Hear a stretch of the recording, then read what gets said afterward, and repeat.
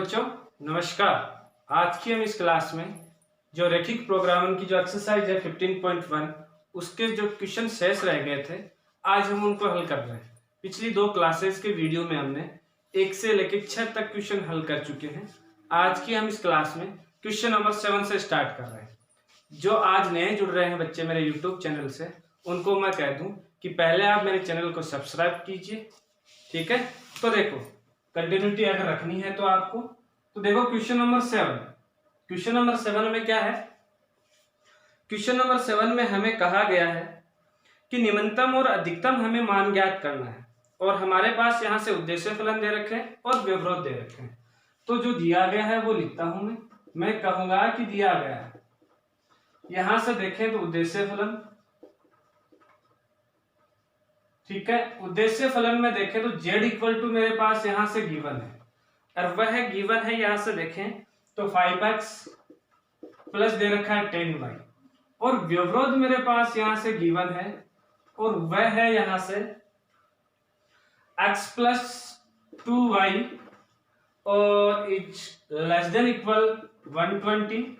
उसके बाद में दूसरा जो व्यवरोध है वह है हमारे पास x plus y is greater than equal 60 और जो अगली तीसरी कंडीशन है वह है हमारे पास यहाँ से x minus 2y is greater than equal क्या है 0 और उसके बाद में है x ग्रेटर देन इक्वल 0 और y is greater than equal 0। मैं कह सकता हूं मुख्यतः मेरे पास तीन ही अब व्यवरोध है। इन व्यवरोधों का मतलब है कि हमारे पास कि जो x और y का जो मान है वह है हमें पहले प्रथम चतुर्थांश में लेना है या x और y का मान हमेशा पॉजिटिव आना है। तो सबसे पहले हम बात करते हैं असमिका। कौन सी असमिका की? पहला ही व्यवरोध की। तो x plus 2y is less than equal 120 को किस रूप में लिखते हैं? हम समीका रूप में लिखते हैं।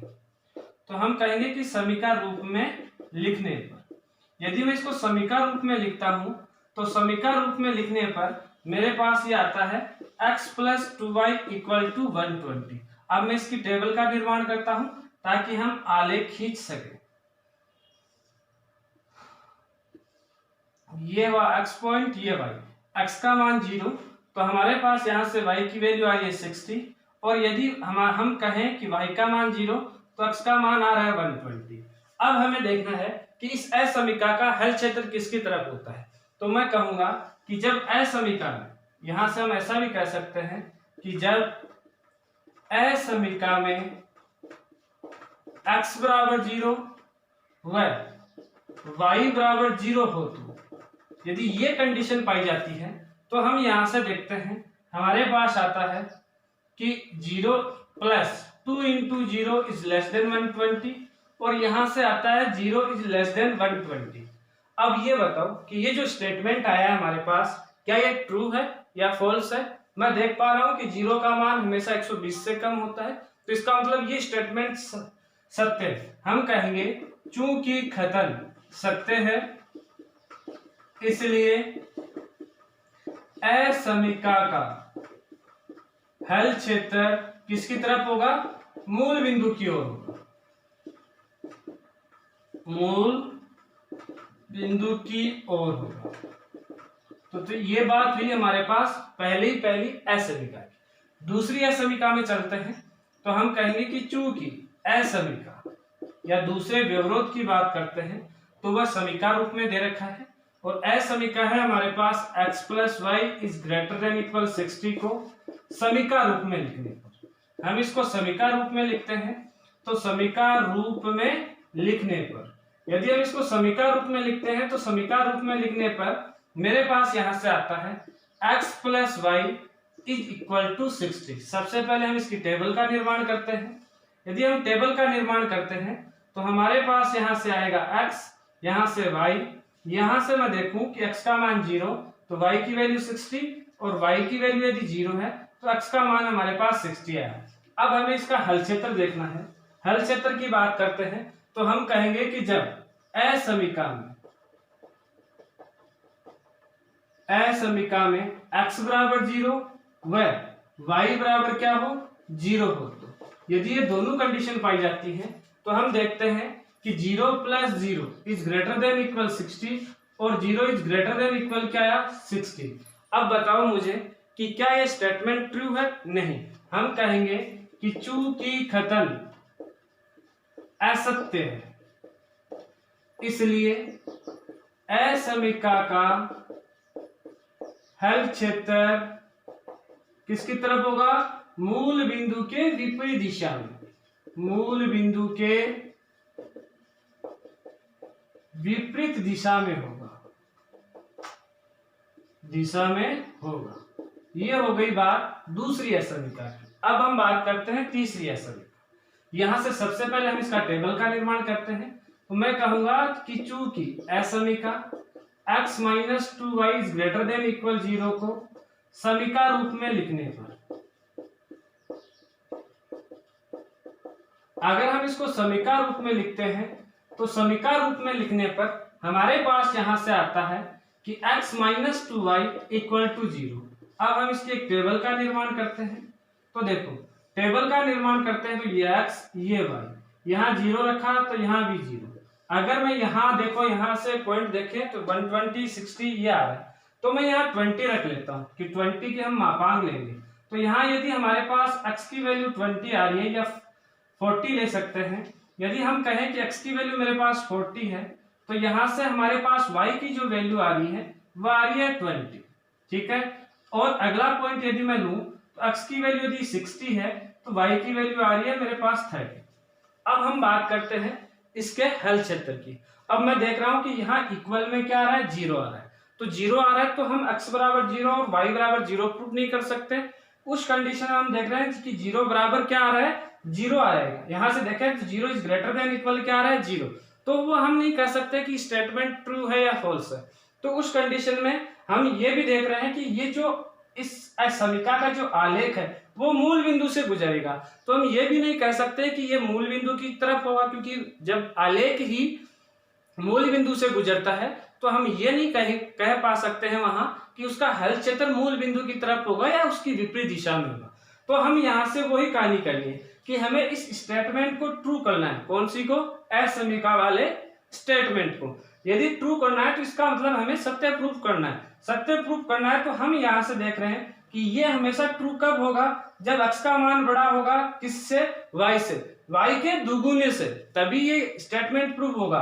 तो तभी हमारे पास क्या होगा कि 0 का इधर वाली जो संख्या है, इधर वाला जो वैल्यू आएगी हमारे पास वह 0 से बड़ी आएगी। तो इसका मतलब बड़ा मान किसका आ रहा है? x का। तो इसलिए इसका हल क्षेत्र किसकी तरफ होगा?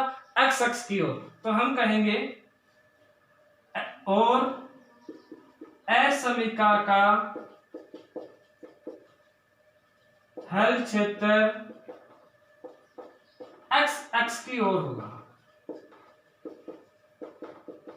तो हमने और होगा, हमने यहां से तीनों असमीकाओं का हमने देख लिया कि हल क्षेत्र किसकी तरफ पाया जाता है और उसकी टेबल क्या थी। पहली असमीका का हल क्षेत्र मूल बिंदु की तरफ आया है, दूसरी असमीका का हल क्षेत्र मूल बिंदु के विपरीत दिशा में होता है और तीसरी असमीका का हल क्षेत्र x अक्ष की ओर होता है। तो अब हम इसके ग्राफ की रचना करते हैं।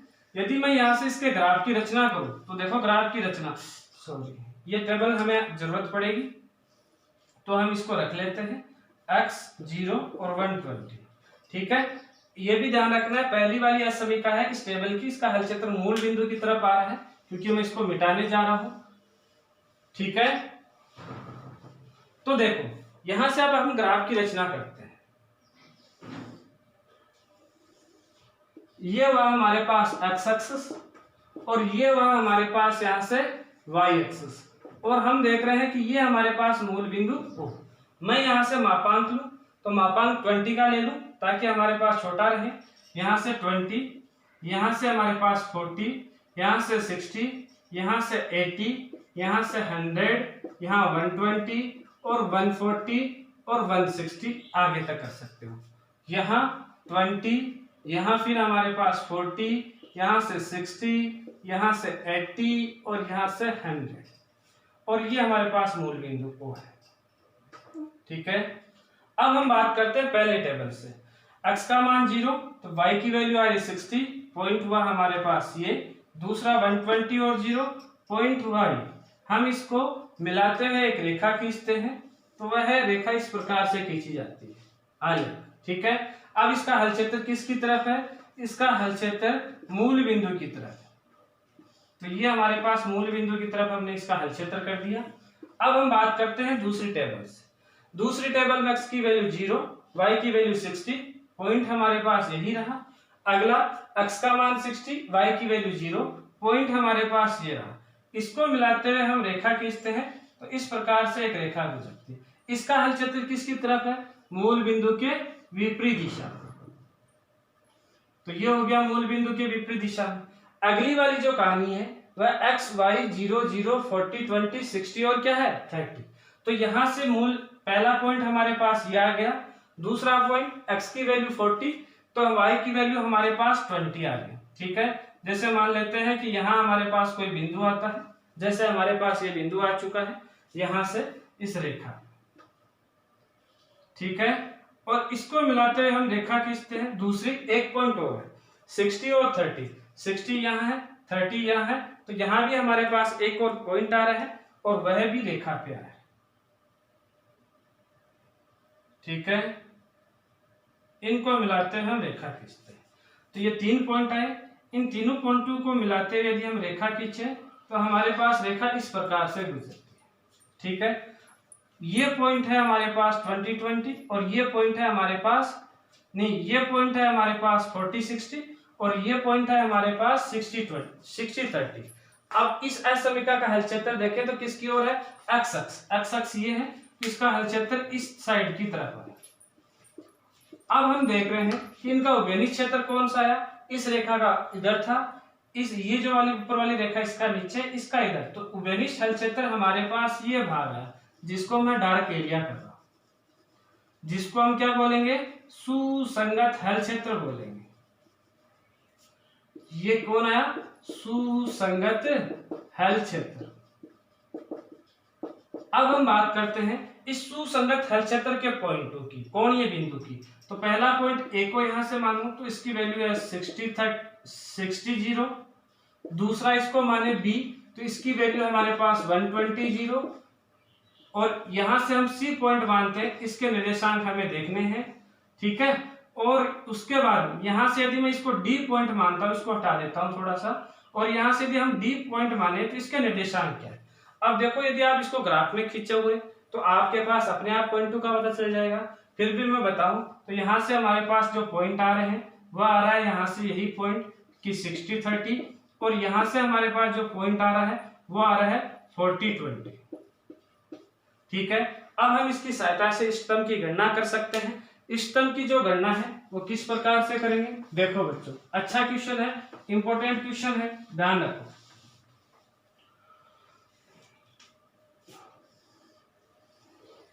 अब हम बात करेंगे स्तंभ की गणना। स्तंभ की गणना के लिए हमें कोणीय बिंदु और उद्देश्य फलन की आवश्यकता होती है। ठीक है, तो यहां से ये हो गया, यहां से हम लिख देंगे कोणीय बिंदु, और यहां हो चुका है हमारे पास उद्देश्य फलन। और उद्देश्य फलन क्या था? z बराबर, वो मैं देख के लिखता हूं, और वह था हमारे पास 5x प्लस 10y। सबसे पहला कोणीय बिंदु ए के यदि मैं निर्देशांक देखूं तो उसके हैं 60 और 0। बी दूसरा जो कोणीय बिंदु है उसके निर्देशांक है 120 0। तीसरा जो बिंदु है उस सी और उसके निर्देशांक है 60 30। और उसके बाद में हमारे पास चौथा जो कोणीय बिंदु है उसके निर्देशांक है 40 20। ठीक है, अब हम इसको उद्देश्य फलन में x और y की वैल्यू पुट करते हुए हल करते हैं। तो यहां से आता है 300, यहां से 600, ठीक है 3600। यहां से देखें तो हमारे पास है 300 प्लस 300 मतलब 600। यहां से देखें तो 200 200 400। क्या पूछा गया? यदि मैं बात करूं तो यहां से हमें कहा गया है कि निम्नतम और अधिकतम मान ज्ञात कीजिए। तो हमारे पास अधिकतम मान 2 जगह प्राप्त हुआ है और निम्नतम मान 1 जगह प्राप्त हुआ है। तो मैं कहूंगा यहां से कि कोणीय बिंदु ए जिसका निर्देशांक 60 पर न्यूनतम मान वो हमारे पास यहां से आया 300 और कोणीय बिंदु B 120 व C जिसके निर्देशांक है 60-30 पर अधिकतम मान वह इक्वल आया कितना 600। इसी के साथ बच्चों ये क्वेश्चन क्या हो चुका है, खत्म हो चुका है। ठीक है, तो हमारे पास इस क्वेश्चन के ये हल हुए। अब हम बात करते हैं क्वेश्चन नंबर 8 की। अब मैं थोड़ा सा रफली भी बताने की कोशिश करता हूँ। पहला क्वेश्चन मैंने फेयरली बताया है कि यदि आप राजस्थान जो बोर्ड एग्जाम है या कोई भी जो बोर्ड एग्जाम हो उसमें यदि क्वेश्चन आता है, ये 3 नंबर का आता है, तो इसको हल या इसका सॉल्यूशन किस प्रकार से करते हैं और किस प्रकार से हम उस आंसर शीट में लिखते हैं, ये तरीका हमारे पास था। अगले क्वेश्चन के लिए चलते हैं। तो अगला क्वेश्चन है क्वेश्चन नंबर 8 और क्वेश्चन नंबर 8 में हमारे पास अधिकतम मान पूछा गया है और 2 व्यवरोध दे रखे हैं। तो देखो लिखते हैं उद्देश्य फलन। यहां से उद्देश्य फलन देखूं तो z इक्वल टू मेरे पास यहां से गिवन है और वह है x प्लस वाई। उसके बाद में व्यवरोध देखूं तो व्यवरोध मेरे पास यहां से गिवन है और वह है x minus y is less than equal -1। दूसरा है मेरे पास यहां से -x प्लस वाई और इज वो भी है less than equal 0। Less than equal क्या है 0। अब उसके बाद में x ग्रेटर देन इक्वल 0 और y is greater than equal 0। अब मैं रफली का तरीका बता रहा था तो मैं थोड़ा सा इनको अलग अलग थोड़ा सा गैप दे देता हूँ। गैप में देखें दूसरा थी हमारे पास -x plus y is greater than 0 और इसकी कोई जरूरत नहीं है। इसका मतलब है कि हमारे पास x और y का मान कैसा आना चाहिए, पॉजिटिव। सबसे पहले मैं इसकी टेबल बनाता हूँ। ठीक है, टेबल बना सकते हैं सब। तो यदि हम टेबल का निर्माण करते हैं तो टेबल के निर्माण में हमारे पास x और y, x का मान 0 तो y की वैल्यू क्या आएगी 1 और y का मान 0 तो x की वैल्यू क्या आ रही है -1। उसके बाद में इसका हलचेत्र भी देख लेते हैं साथ साथ में।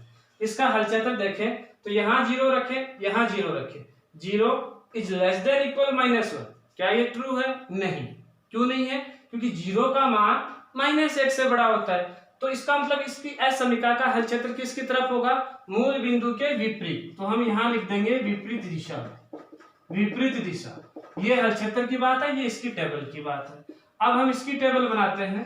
तो इसकी टेबल में यहाँ से हम देखेंगे कि ये x ये y, x का मान 0 तो y का मान 0। इसका मतलब कहाँ से गुजरेगी? मूल बिंदु से गुजरेगी। दूसरी कंडीशन x की मान यहाँ से 1 करता हूँ तो y का मान भी हमारे पास क्या आता है? x का मान यदि मैंने 1 किया तो y का मान हम इसको किधर ले जाएंगे? उधर। y का मान भी क्या जाएगा? अब उसके बाद में हम बात करते हैं। ठीक है, यदि x का मान 2 है तो y का मान भी क्या आ रहा है? 2 आ रहा है। अब इसका हलचेत्र देखते हैं। तो हलचेत्र हम ऐसे नहीं बता सकते कि हमारे पास ये किस तरह से होगा। ठीक है, किस तरह से का मतलब है कि हमारे पास क्योंकि ये मूल बिंदु से गुजरता है और हम ये नहीं बता सकते कि ये मूल बिंदु की तरफ होगा इसका हलचेत्र या मूल बिंदु के विपरीत दिशा में होगा। इसका हलचेत्र देखते हैं। तो देखो यहां से ये हमारे पास हमें क्या चाहिए? ट्रू चाहिए। अगर ट्रू चाहिए होता है तो हम देखेंगे कि यहाँ यदि हमारे पास वैल्यू किसकी बड़ी हो तभी ये ट्रू होगा। वैल्यू हम देख रहे हैं कि हमारे पास यहाँ -x है और यहाँ प्लस है और यहाँ y। वैल्यू किसकी बड़ी होनी चाहिए? y की वैल्यू बड़ा होना चाहिए। यदि y का मान हमारे पास यहाँ से बड़ा पाया जाता है तो हम देखेंगे कि इसका मान क्या होगा? ट्रू होगा। तभी ट्रू होगा कि y का मान यदि बड़ा होगा तभी इसका मान ट्रू होगा, अदरवाइज इसका मान ट्रू नहीं होगा। ठीक है, तो हम कहेंगे कि इसका जो हल है वो किसकी तरफ होगा? x अक्ष की ओर नहीं होते हुए y अक्ष की ओर होगा। एक बार फिर से मैं समीकरण को देख लेता हूं बच्चों कंफर्मेशन के लिए। हाँ सॉरी, बिल्कुल सही बात है, यहां लेस देन इक्वल 0। ठीक है, अब देखो इसलिए ये नहीं होगा। अब देखो यहां से हमारे पास कि -x plus y is less than equal 0। तो अब किसका मान बड़ा होगा? लेस देन, मतलब ये बड़ा होना चाहिए 0। इधर वाला जो मान आए वह हमेशा क्या होना चाहिए? छोटा। तो इसका मतलब मैं x की जगह यदि बड़ी वैल्यू रखता हूँ, वो भी मान कैसा पॉजिटिव, तो y ये नेगेटिव हो जाएगा, नेगेटिव बड़ा होगा फिर पॉजिटिव छोटा होगा, तो उस कंडीशन में यहाँ हमारे पास जो संख्या आएगी वो कैसे आएगी, नेगेटिव। तो इसलिए इसका हल क्षेत्र किसकी ओर होगा, x अक्ष की ओर होगा। अब यदि हम इसका ग्राफ डिजाइन करते हैं तो देखो ग्राफ डिजाइन में हमारे पास यहाँ से क्या आता है, ये हुआ x अक्ष, ये हुआ y अक्ष। मैं यहाँ देख रहा हूँ टेबल में हमारे पास ऋणात्मक वैल्यू है, तो इसलिए माइनस अक्ष भी लेते हैं और माइनस y अक्ष भी लेते हैं। यहाँ से 1, यहाँ से 2, यहाँ से 3, यहाँ से 1 2 3, यहाँ से -1 -2 -3 और यहाँ से -1 -2 और -3। सबसे पहले टेबल में देखें तो x का मान 0, y की वैल्यू 1, हमारे पास ये पॉइंट आया। दूसरा पॉइंट -1 0, हमारे पास ये पॉइंट आया। इसको मिलाते हुए यदि हम रेखा खींचते हैं तो वह रेखा इस प्रकार से गुजरती है। अब इसका हल क्षेत्र किसकी तरफ है, मूल बिंदु के विपरीत। मूल बिंदु इधर है, विपरीत दिशा ये हुई, तो है ये हमारे पास आ चुका है। ठीक है, उसके बाद में हम दूसरे वाले टेबल के आलेख खींचते हैं 0 0, इसका मतलब ये मूल बिंदु से गुजरेगा, तो ये पॉइंट हो चुका है। फिर आया 1 1, इसका मतलब हमारे पास यहाँ पॉइंट आएगा, उसके बाद में 2 2 और इसका मतलब पॉइंट यहाँ हमारे पास आता है। इनको मिलाते हुए यदि रेखा खींचते हैं तो हमारे पास इस प्रकार से एक रेखा बनती है। इसका हल क्षेत्र किसकी तरफ है, इसका हल क्षेत्र x अक्ष की तरफ है। x अक्ष किधर है, इस साइड। ठीक है, मतलब पॉजिटिव x अक्ष में देखें, प्रथम चतुर्थांश में देखेंगे तो इस तरफ है, तो इसका हल क्षेत्र इस तरफ होगा। मैं यहाँ देख रहा हूँ कि क्या मेरे पास कोई उभयनिष्ठ हल क्षेत्र है, नहीं, तो यहाँ लिख देंगे, क्या लिखेंगे कि चूंकि उभयनिष्ठ, हम कहेंगे असमीकाओं का उभयनिष्ठ हल क्षेत्र या असमीकाओं से सुसंगत हल क्षेत्र प्राप्त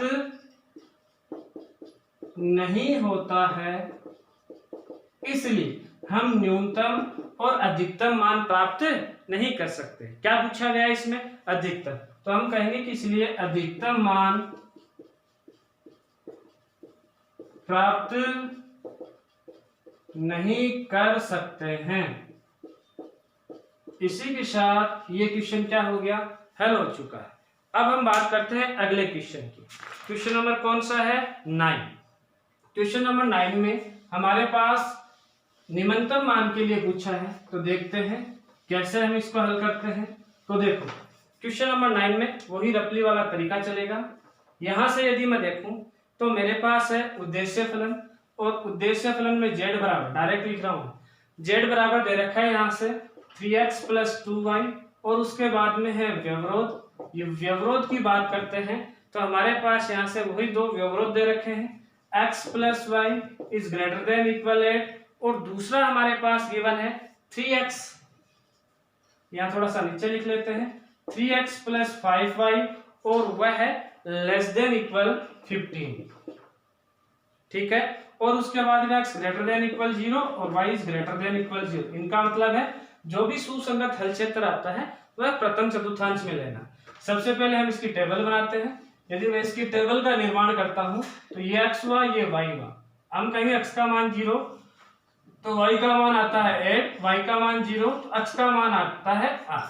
ठीक है, अब हम हल ज्ञात करते हैं कि इसका सुसंगत हल क्षेत्र कहाँ होगा, 0 + 0, 0 > क्या आया 8, और 0 > 8 आता है, तो इसका मतलब हमारे पास ये हुआ कि इसका जो हल क्षेत्र है वह है हल क्षेत्र किसकी तरफ होगा, मूल बिंदु के विपरीत दिशा में। क्यों होगा मूल बिंदु के विपरीत दिशा में, क्योंकि ये स्टेटमेंट सत्य नहीं पाया गया, तो ये हो चुका है विपरीत दिशा में। ठीक है, यहां से देखें तो यहां से एक बार फिर से हम टेबल का निर्माण करते हैं, और टेबल का निर्माण किया x y, यहां से x की वैल्यू 0, तो y की वैल्यू आई 3, y की वैल्यू 0, तो x की वैल्यू आई 5। अब हम बात करते हैं इसके हल क्षेत्र की। हल क्षेत्र की देखें तो वही हमारे पास आता है 0 0 > क्या आया 15, 0 > 15 आया, तो हम कह सकते हैं कि स्टेटमेंट कैसा पाया गया है, सत्य पाया गया। तो इसका हल क्षेत्र किसकी तरफ होगा, मूल बिंदु की ओर। ठीक है, और वो मूल बिंदु के विपरीत दिशा में। अब हम इसके ग्राफ की रचना करते हैं, तो ग्राफ की रचना करें तो देखो यहाँ से 1 2 3 4 5 6 7 8 9, यहाँ 1 2 3 4 5 6 7 8 और 9। ठीक है, ये हुआ एक्स अक्ष, ये हुआ हमारे पास वाई एक्स, ये मूल बिंदु। पहली टेबल से देखें तो 0 ये पॉइंट हुआ, दूसरी में 8 0, दोनों को मिलाते हुए रेखा खींचते हैं तो ये रेखा है। इसका हल क्षेत्र देखें तो मूल बिंदु की क्या है, विपरीत दिशा में।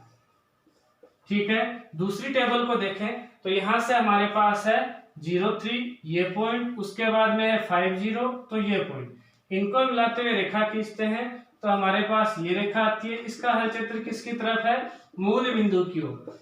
क्या आप यहां से उपनिष्ठ हल क्षेत्र प्राप्त कर रहे हो, नहीं प्राप्त कर रहे हो, तो हम कहेंगे कि हमारे पास यहाँ से सुसंगत हल क्षेत्र नहीं है, इसलिए यहां से हम इसका अधिकतम और न्यूनतम मान प्राप्त नहीं कर सकते। ठीक है, अब उसके बाद में है अगला क्वेश्चन, क्वेश्चन नंबर है हमारे पास 10।